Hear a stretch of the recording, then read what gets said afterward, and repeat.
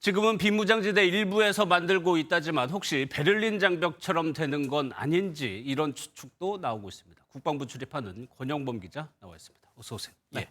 북한이 이 담벼락 장벽을 도대체 어디에다가 어떤 형태로 만들고 있다는 거예요? 네, 우리가 휴전선이라고 부르는 군사 분계선은 155마일, 그러니까 약 250km 예. 정도 되는데요. 북한군은 서부와 중부, 동부까지 여러 곳에 걸쳐서 담벼락을 만들고 있습니다. 최전방 감시 초소, GP 건설에 쓰는 콘크리트 재질로 추정이 되는데요.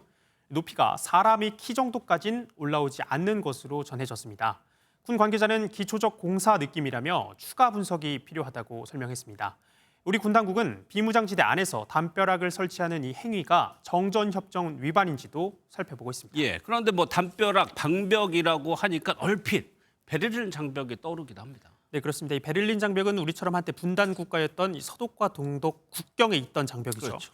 지난 1961년 동독이 만들었고 1989년 베를린 시민들에 의해 무너졌습니다. 전체 길이가 서베를린과 동베를린을 나누는 43km의 장벽을 포함해 약 155km 정도로 남북한 휴전선보다 짧고요. 높이는 4m가 조금 안 됩니다. 여기에 탈출을 막기 위한 지뢰와 철조망 등 시설물도 설치돼 있었습니다. 예. 그런데 북한 거는 뭐 사람 키 높이라고 하니까 좀 낮기도 하고 뭐 전방위적으로 다 설치하는 것 같지도 않고. 그런데 혹시 이게 베를린 장벽처럼 확대될 가능성도 있어 보입니다. 네, 결론부터 말씀드리면 아직 좀 단정 짓긴 어렵습니다. 일부 구간의 방벽들이 장벽으로 이어지려면 어떤 조건들이 좀 필요할까요? 비슷해야 되겠죠. 네, 맞습니다. 예. 이 형태가 아무래도 좀 비슷해야겠죠. 군 관계자는 동일 형태로 방벽이 만들어지는 상황은 아니라며 단순한 경계물로 활용될 가능성도 있다고 전했습니다. 전문가 의견도 들어보시죠.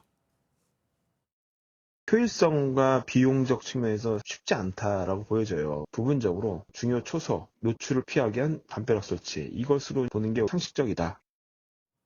네, 다만 앞서 김정은 국무위원장이 남북 관계의 단절을 선언한 만큼 장벽을 만들기 위한 초기 단계일 가능성도 배제할 수는 없습니다. 예. 북한과 관련한 중요한 이슈가 또 푸틴 대통령의 방북입니다. 임박한 것 같아요. 네, 그렇습니다. 여러 정황을 좀 종합하면 푸틴 러시아 대통령이 이르면 다음 주 초 북한을 방문할 것으로 예상이 되는데요.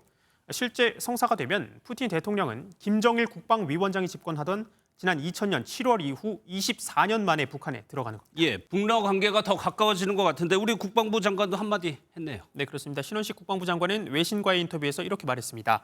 푸틴 대통령이 북한과 더 긴밀한 안보 협력을 모색할 것으로 예상된다고 말했는데요. 우크라이나 전쟁에 필요한 포탄 등 군수물자 공급이 이루어질 것이란 의미입니다. 신 장관은 북한이 포탄 480만 개를 담을 수 있는 최소 10,000개의 컨테이너를 러시아에 보냈다고 했는데요.